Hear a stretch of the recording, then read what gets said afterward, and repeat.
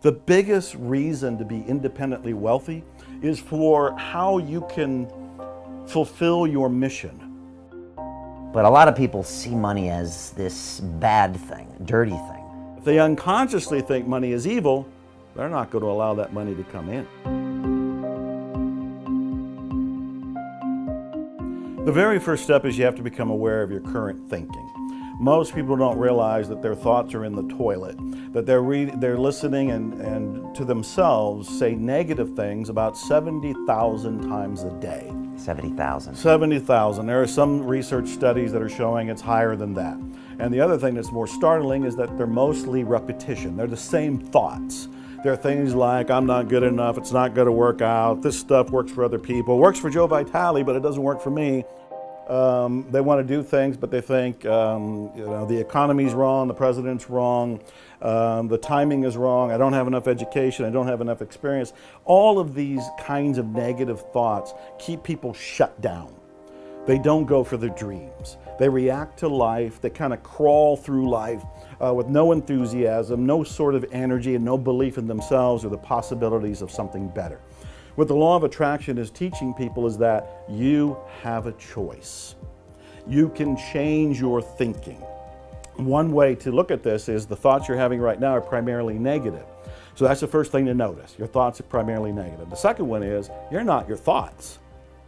You are separate from your thoughts. And this is massive, earth-shaking news if somebody's hearing it for the very first time.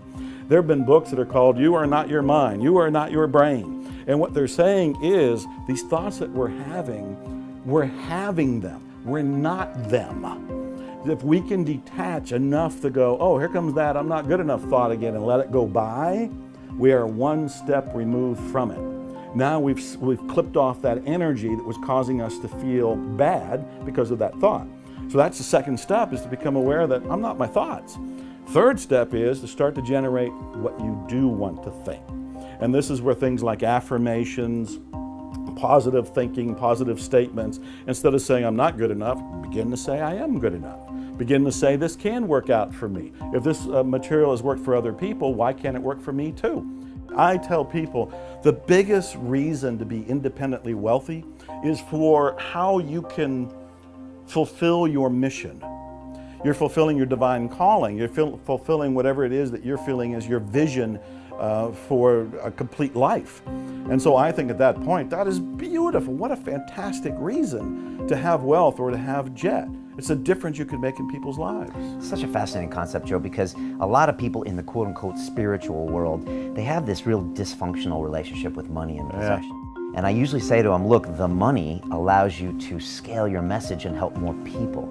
As soon as they see it, then the whole concept of quote-unquote sales becomes more interesting. All of it becomes a means to a greater end of a greater good. But a lot of people see money as this bad thing, dirty thing. If they unconsciously think money is evil, they're not going to allow that money to come in. Why would you want anything evil in your life?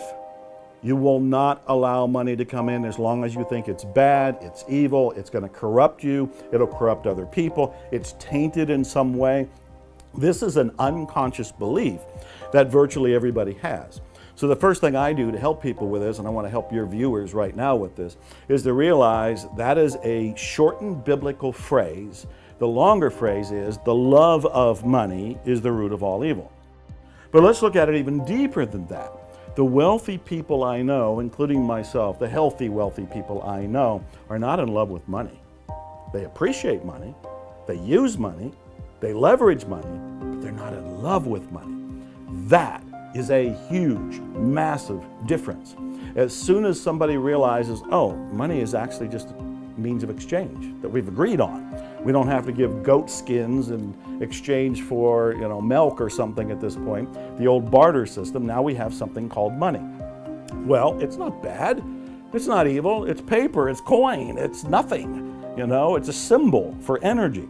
And so I tell people that when you realize money is neutral, that you don't fall in love with it, but you use it. And what do you use it for? What you were just talking about, to fulfill your dreams, to build your business, to make something of service to people. Money enables you to do all of these different things. There was an author, Arnold Patton, who said this wonderful quote. I wish I had originated this quote. It's so good. But I always give him credit and I always repeat it. The sole purpose of money is to express appreciation. The sole purpose of money is to express appreciation. When I first heard it, I thought, well, there's bound to be an exception to that. And then I started thinking, well, when I pay any bill, it's for something I wanted.